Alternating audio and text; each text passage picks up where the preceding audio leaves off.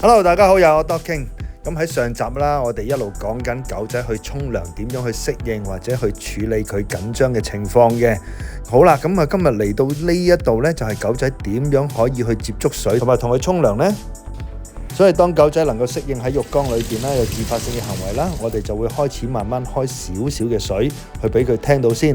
同樣我哋都會係正面去關聯啦，俾佢知道原來水呢樣嘢係唔係緊張唔係驚嘅，所以要多次重複練習係啦。然之後呢，我哋先至會開水喉，由腳仔開始慢慢係去沖嘅。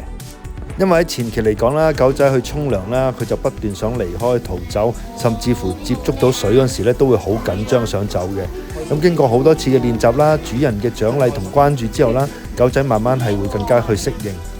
當然喺今次嘅美容過程裏邊啦，狗仔係由一個好緊張到係少少緊張嘅狀況，咁有一定嘅回落嘅時候呢，咁其實都係一個好嘅開始。透過每次嘅正面嘅獎勵同關注，主人嘅稱讚，狗仔係會更加自在去享受美容嘅過程。